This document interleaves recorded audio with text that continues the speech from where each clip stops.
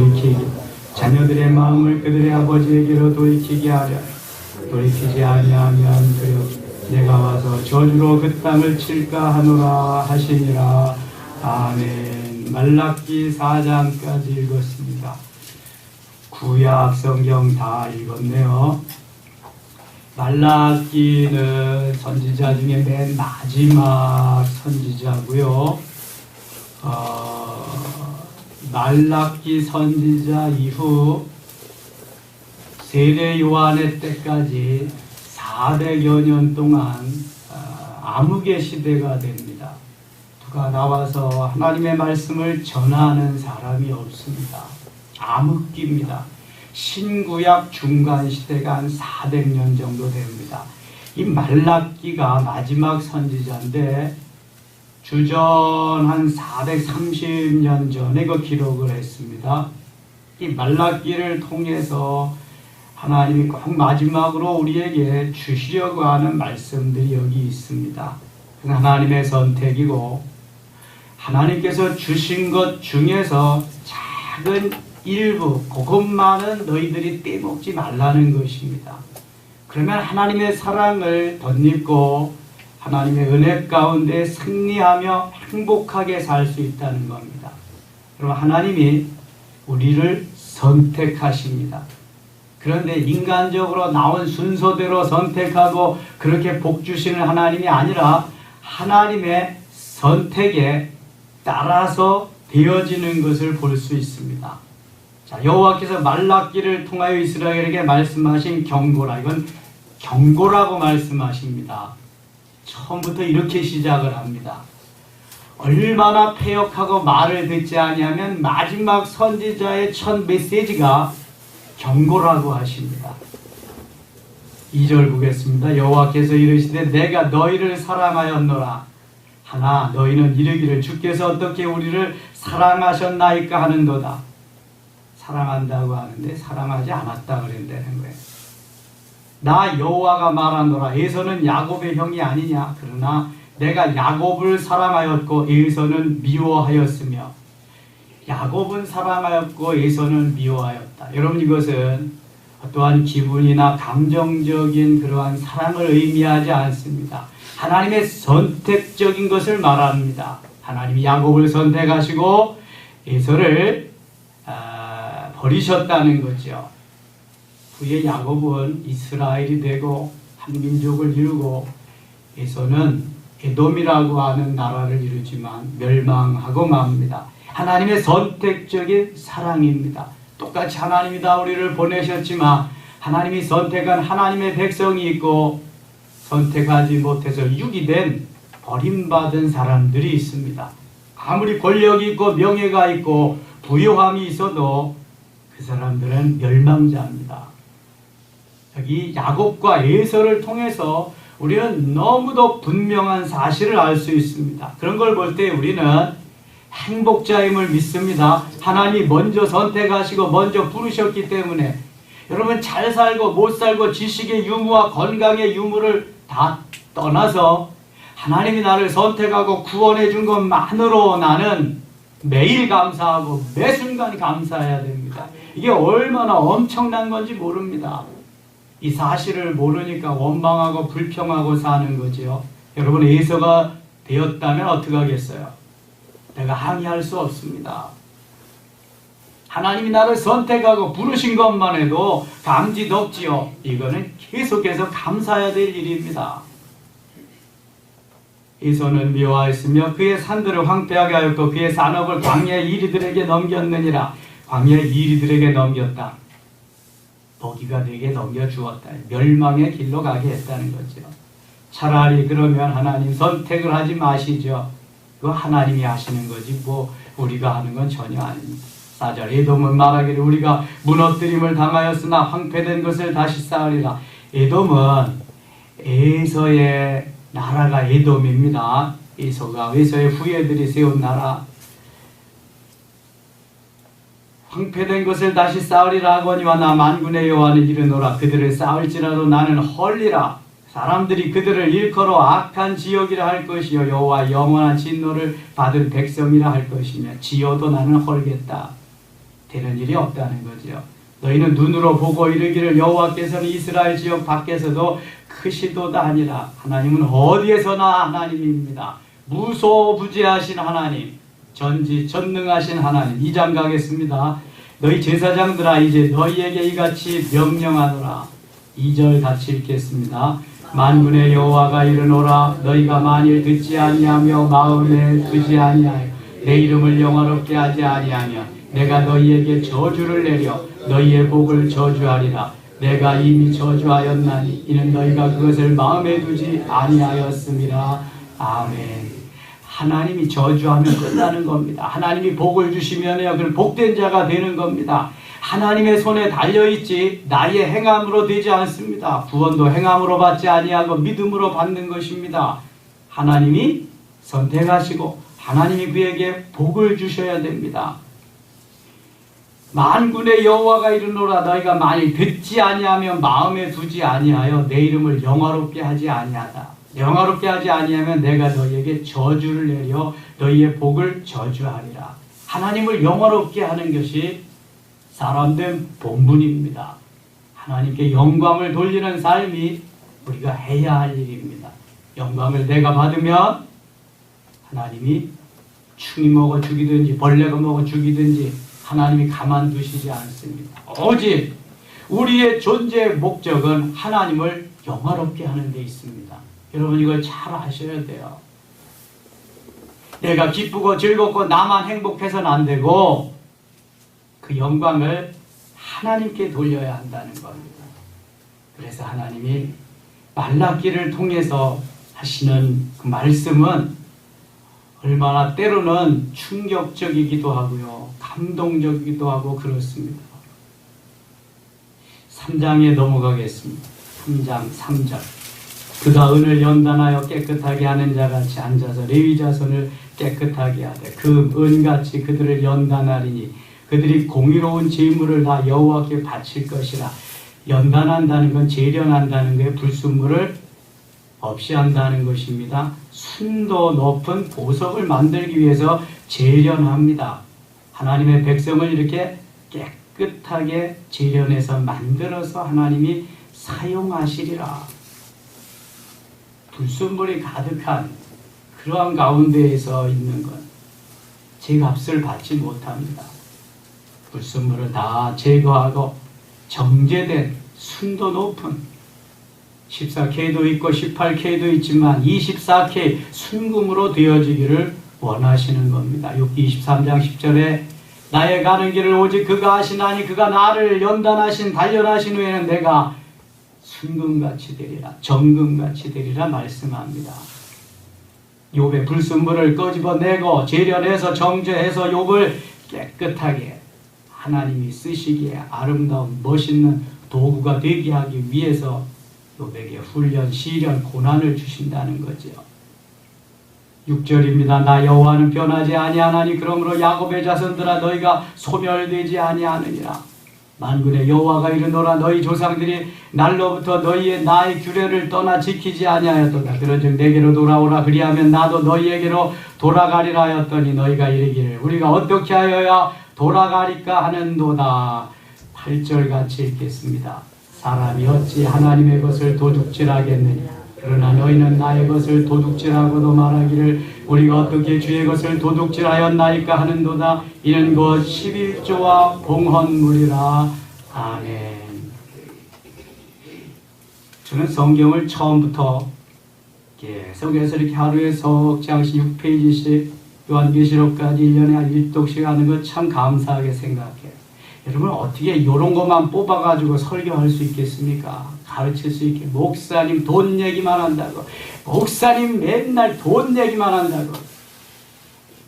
이런 사람들 참 문제 있는 사람들입니다. 여러분 꼭 반드시 들으세요. 물질의 자유함이 없으면 신앙이 행복하지 않습니다.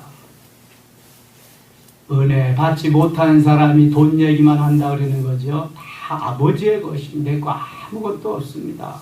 드리고 더 드리고도 더 드리고파 마음이 있어야 하나님의 자녀로서 하나님께 나의 삶을 온전히 드려지는 이 삶이 되는 겁니다. 여러분 한번 생각해 보세요. 내가 주를 위해서 사용하는 것이 많은가? 내 피부치 내 자식을 위해서 사용하는 것이 많은가? 사람이 어찌 하나님의 것을 도둑질하겠느냐? 도둑질했다 그럽니다. 주께 드릴 것을 제대로 드리지 않으면 도둑질입니다. 이것은 너희는 나의 것을 도둑질하고도 말하기를 우리가 어떻게 주의 것을 도둑질하였나이까 하는 너희는 곧 11조와 봉헌물이라. 여러분 11조의 기원은 이미 창세기 14장에서 아브라함이 그 조카 롯 소돔과 고모라를 이방 민족들이 와서 탈취해 가고 납치해 가고 할 때에 아브라함이 자기의 가정에서 기르는 318명의 그 군사들 종들을 데리고 가서 다시 빼앗아 옵니다. 그리고 탈취한 것 중에서 11조를 샬렘 왕에게 멜기세덱에게 드립니다. 창세기 14장에 11조의 기원이 나오고요.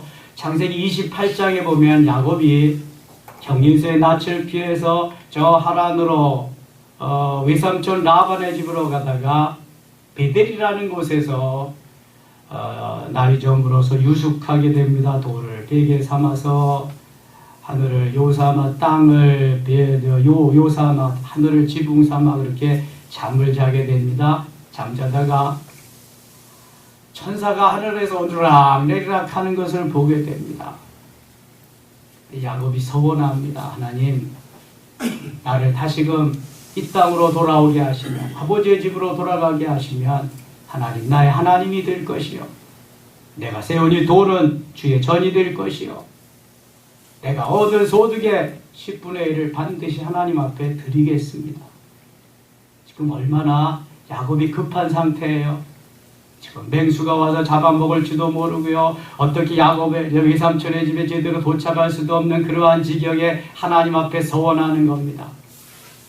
야곱은 근데 까맣게 20년 동안 전혀 지키지 않고 그렇게 삽니다. 이게 인생입니다, 여러분.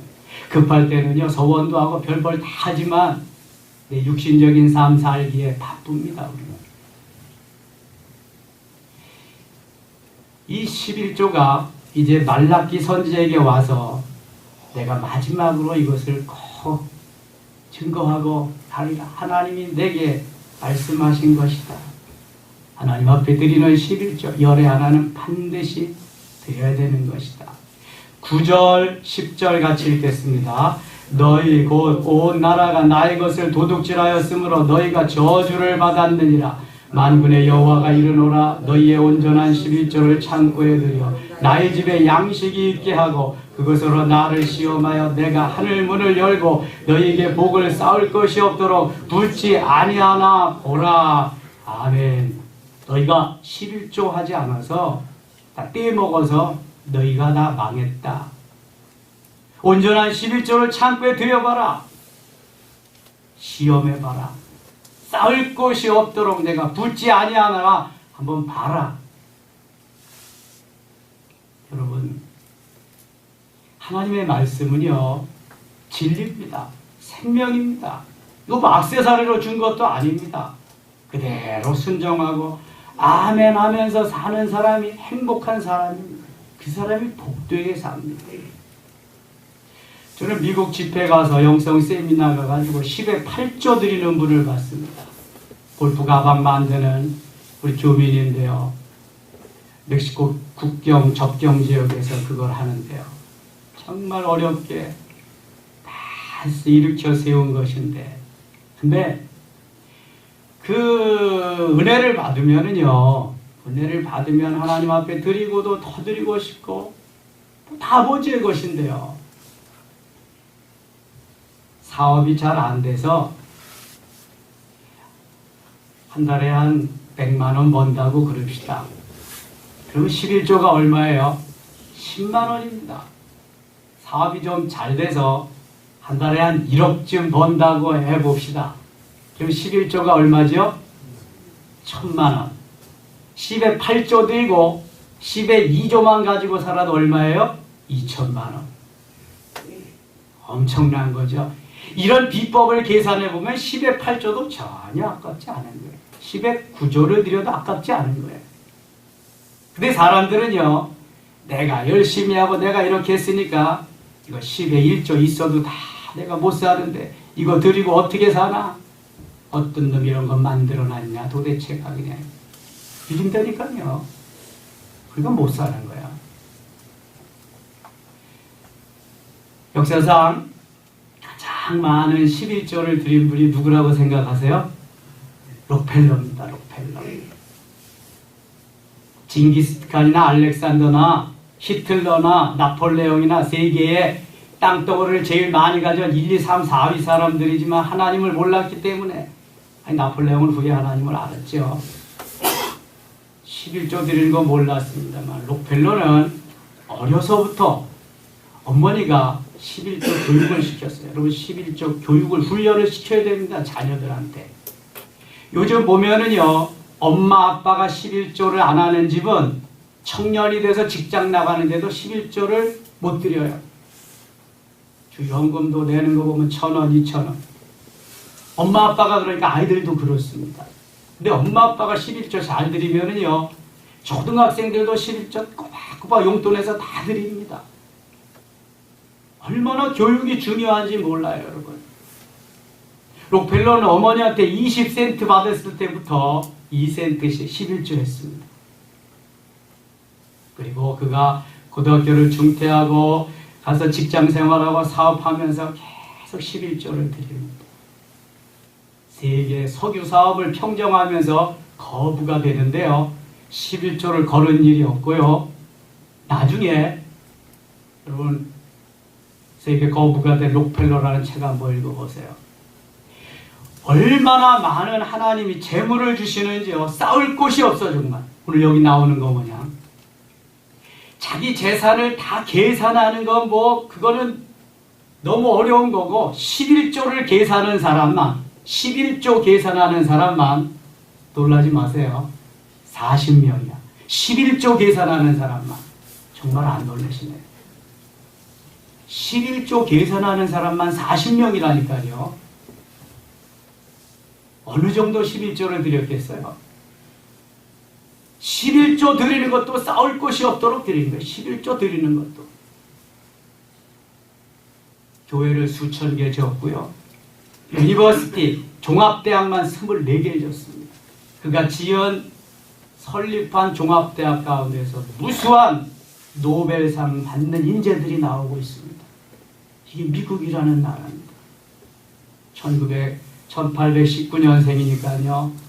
살아있다면 한 195세, 196세쯤 되었겠죠. 우리보다 2세기 정도 먼저 산 사람입니다. 19세기 사람이니까. 우리 21세기 지금 살아가잖아요. 여러분, 하나님의 말씀은 진리입니다. 생명입니다. 그대로 따라 살면 하나님이 은혜와 복을 주시지만 내 마음대로 내가 복음 가지고 사는 사람은요, 매일 원망하며 불평하며 삽니다. 제대로 11조도 못하고 삽니다. 어떤 사람은 온전한 11조를 드린다고 동전까지 10원짜리까지도 드리더라고요.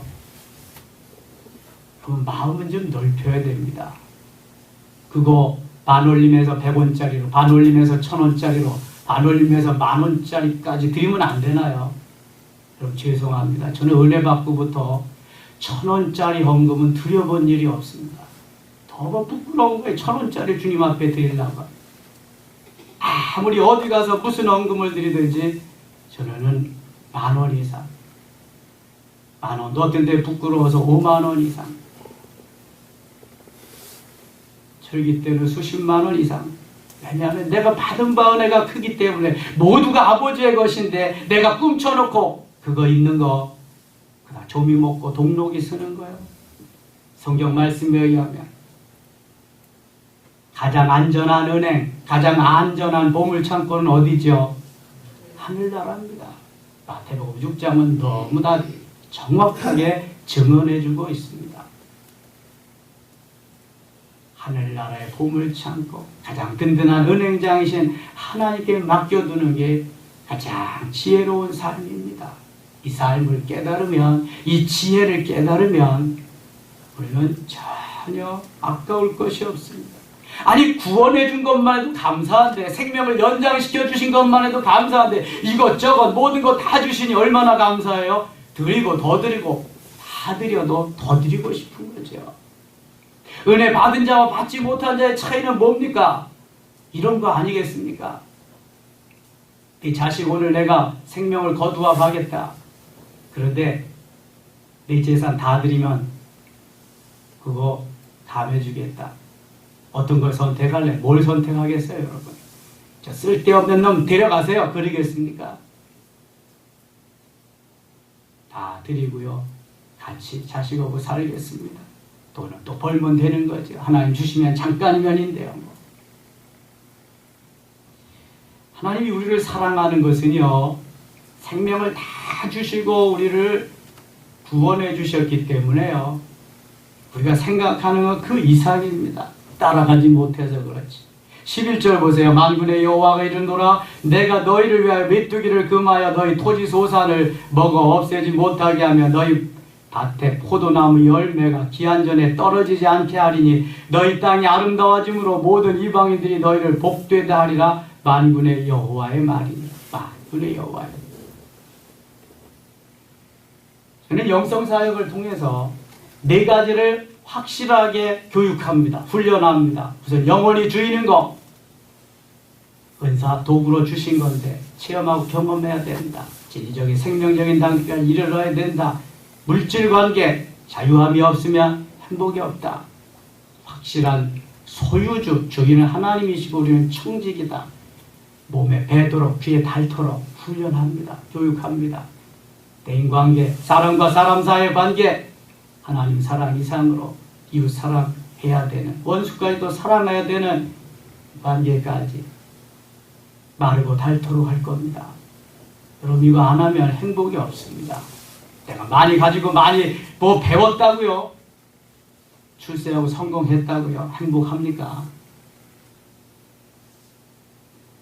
대통령같이 가시방석에 앉은 사람은 없을 것 같아. 최고의 권좌에 있지만 제대로 뭐 되는 일이 있어요.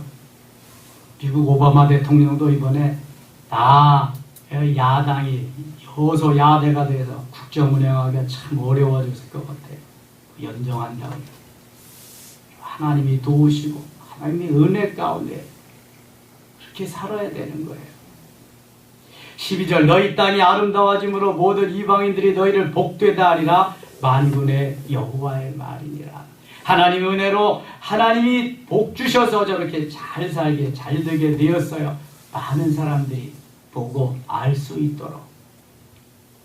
록펠러나 카네기나 완나 메이커 보면서 하나님 살아계심을 미국 사람들은, 전 세계 사람들은 다 경험하고 있습니다. 4장 가겠습니다.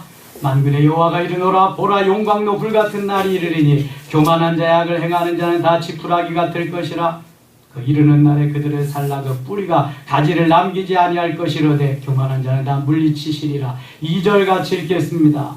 내 이름을 경외하는 너희에게는 공의로운 해가 떠올라 치료하는 광선을 비추리니 너희가 나가서 외양간에서 나온 송아지같이 뛰리라. 아멘. 하나님을 경외하는 너희에게는 공의로운 해가 떠오른다. 치료의 광선을 비추리라. 할렐루야. 이 시간 치료의 광선을 비추셔서 우리의 모든 질병, 질고의 근원까지도 다 뿌리채 하나님이 태워주시기를 축원합니다. 치료의 광선이 비추셔서 치유하실 수 있기를 축원합니다. 하나님이 하시면 잠깐이면 하시는 겁니다. 6절 읽고 마치겠습니다. 그가 아버지의 마음을 자녀에게로 돌이키게 하고 자녀들의 마음을 그들의 아버지에게로 돌이키게 하리라. 돌이키지 아니하면 두렵건대 내가 와서 저주로 그 땅을 칠까 하노라 하시니라. 아멘. 아버지의 마음은 언제나 사랑하는 마음입니다. 내리 사랑입니다. 이 아버지의 사랑을 깨닫는 그날이 행복한 것입니다.